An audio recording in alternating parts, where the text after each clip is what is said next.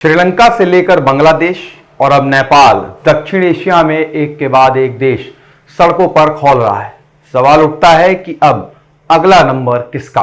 आपको बता दें कि इस वक्त दक्षिण एशिया उथल पुथल से गुजर रहा है। सबसे पहले बात करेंगे श्रीलंका की, जहां महंगाई, बेरोजगारी और भ्रष्टाचार के खिलाफ जनता सड़कों पर उतरी। हालत इतनी बिगड़ी कि राष्ट्रपति राजपक्षे को देश छोड़कर भागना पड़ गया। फिर बारी आई बांग्लादेश की, जहां कोटा आंदोलन के नाम पर शुरू हुआ छात्रों का विरोध धीरे धीरे सरकार के खिलाफ सबसे बड़ा विद्रोह बन गया। पुलिस की गोलियां, सैकड़ों मौतें और अंत में प्रधानमंत्री शेख हसीना को सत्ता से हटना पड़ा। अब नेपाल, यहाँ नई पीढ़ी, जिसे लोग जेनजी कह रहे हैं, लोकतंत्र की मजबूती और बेरोजगारी जैसे मुद्दों पर सड़कों पर उतर आई है। हालात इतने गंभीर कि पुलिस को गोलियां चलानी पड़ रही, आंसू गैस के गोले छोड़े जा रहे हैं और एम्बुलेंस तक रोक दी गई। इन तीन देशों की कहानी हमें एक ही सच दिखाती है कि जब जनता का गुस्सा फूटता है तो सबसे मजबूत कुर्सी भी हिल जाती है। तो अब सबसे बड़ा सवाल है कि ये सब यहीं रुक जाएगा या फिर इसकी आग और कहीं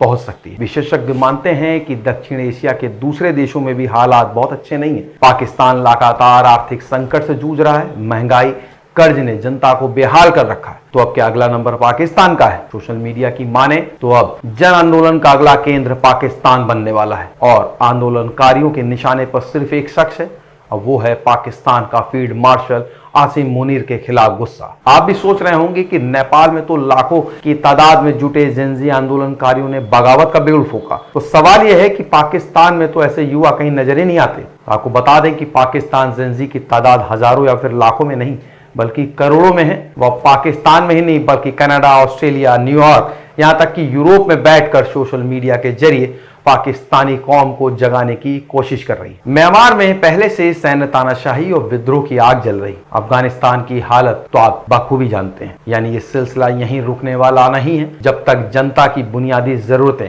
रोजगार, महंगाई से राहत और ईमानदार शासन पूरी नहीं होती, तब तक कोई भी देश सुरक्षित नहीं कहला सकता। 2025 में आर्थिक संकट इतना गहरा गया है कि खाने पीने की चीजों से लेकर पेट्रोल, डीजल तक सब गायब हो गया। महंगाई आसमान छू गई और जनता का गुस्सा फूट पड़ा। महंगाई आसमान छू गई, जनता का गुस्सा फूट पड़ा। लाखों लोग सड़कों पर आ गए और राष्ट्रपति गोटबाया राजपक्षे को देश छोड़कर भागना पड़ गया। ये सिर्फ विद्रोह की कहानियां नहीं है, ये जनता की आवाज है जो जब फूटती है तो तब नेताओं की कुर्सी जनता की उम्मीदों से बड़ी हो जाती। आर्थिक संकट, बेरोजगारी, भ्रष्टाचार और लोकतंत्र का गला घोटना, कि वो चार कारण हैं जो किसी भी देश में विस्फोट कर सकते हैं। इतिहास गवाह है कि जब पेट खाली होता है और जेब में पैसे नहीं होते तो जनता सड़कों पर निकल आती है। और आज एशिया के कई देश इस मोड़ पर खड़े हैं। तो आपको क्या लगता है, क्या कोई और देश विद्रोह की आग में झुलसेगा या नेता सही समय रहते हालात संभाल पाएंगे? हमें कमेंट बॉक्स में जरूर बताएं।